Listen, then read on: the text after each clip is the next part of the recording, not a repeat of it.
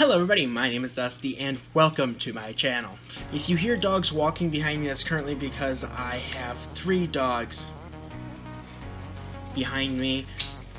Winnie!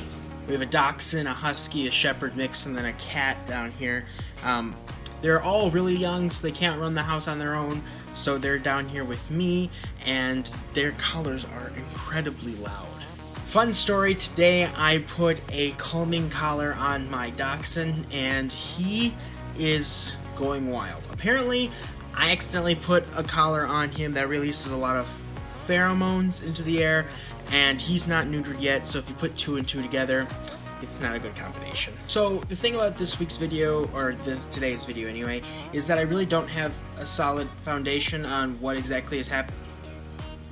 The thing about this week's videos are that since I'm still technically moving in, I just literally got everything in here yesterday or today, and I don't know what I'm doing yet. So I thought it would be a great opportunity to go through and share with you the compiled comments that I get that I just thought would be fun to answer on camera rather than typing them out. So throughout my YouTube career, I have compiled certain comments as they come along that I thought maybe someday later down the road I could answer them in front of a camera instead of answering them, typing them out. But before I do that, I want to thank Michelle for sending me a thank you card.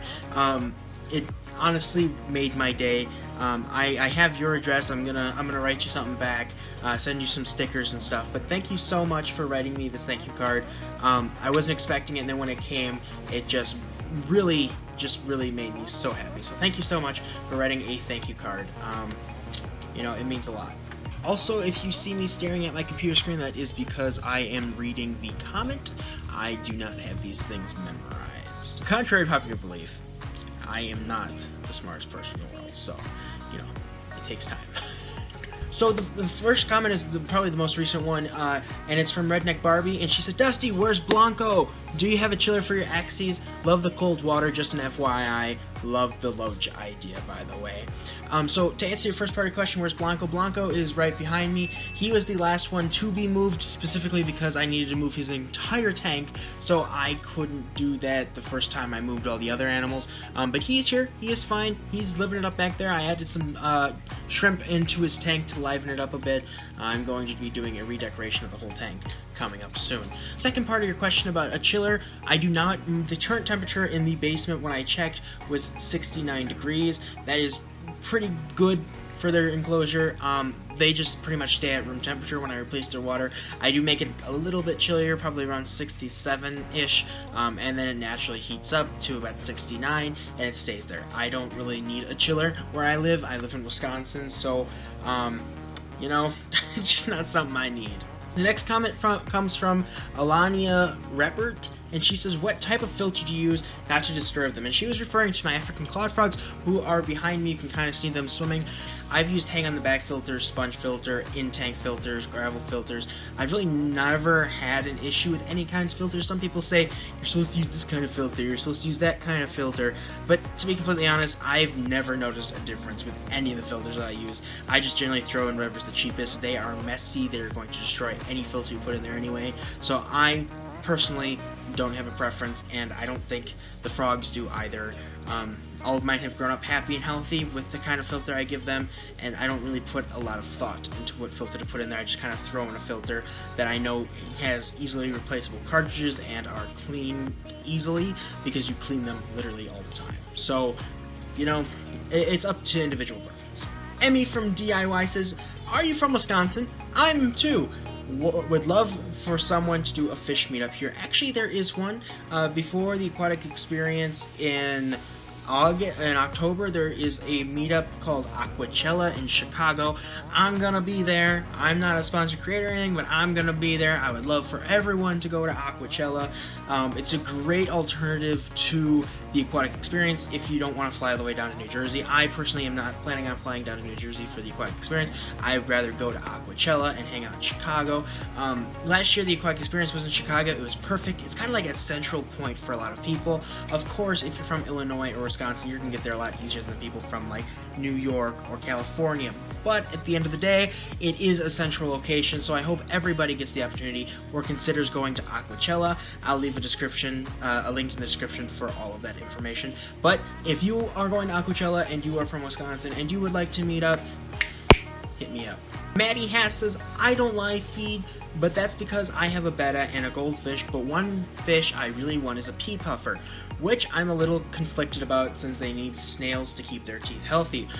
Are there dried snails out there, or would I have to live feed? And in regards to pea puffers, I think live feeding is the best option. I know I said I'm against live feeding, but in this situation, you have to weigh the positives and the negatives. In this situation, a lot of snails will end up just being killed, snail traps, thrown in the garbage, done. At least this way they're being put to use. Of course, they aren't being bred to be directly used for food. A lot of people just end up with a lot of pet snails and don't know what to do with them. In this situation, live feeding honestly is the best answer to that. There really isn't another option. It's either throwing them away or using them for something. So I would rather use them for something than just toss them out. Hubby T says, you should put a disclaimer that you shouldn't try a sorority if you aren't an expert and you have the room for at least a 55 gallon. I say 10 to 15 gallons per female, and you should get 5+ females so that the aggression isn't focused and a hierarchy can develop. 10 to 15 gallon just because I've seen almost all beta sororities fail when they don't follow this rule. Heavily planted is also very optional. The reason why I disagree with what this is saying, and I think I typed this out, is because my friend accidentally started a beta sorority. She had 2 betas in a 10 gallon tank, female betas in a 10 gallon tank, and it worked out just fine for many years. Now that could just be a fluke, maybe they're just not very aggressive betas, who knows. But at the end of the day, I think this particular example is one of those guideline rules that should be quotated, because you never really know exactly what is right and wrong. Because in this instance, there could be a lot of outlying factors. You don't necessarily want to say this is the way to go. And again, he said you've seen a lot of beta sororities fail if they don't follow this rule.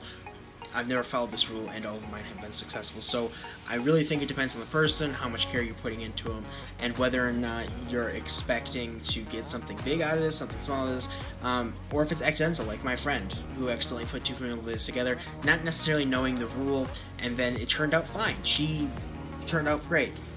Side note, if you hear Winston whining, it's not because he's hurt or anything, he's going through some issues right now with the move and everything, so he apologized. So I know this might be a short video. I know I've been recording for 20 minutes. I'm not quite sure exactly what can be used and what can't be used, but I'm sorry if these videos aren't the kinds of videos you guys want to see. Again, I'm still in the process of moving and coming up with ideas and preparing everything, so please bear with me over the next couple of weeks while we transition. This is just an idea that somebody had mentioned, so I thought I would try it. So if you enjoyed this video, make sure you give it a thumbs up, make sure you subscribe, leave in the comments down below a question you would like me to answer for the next video like this, and I will see you in the next video. Bye, guys.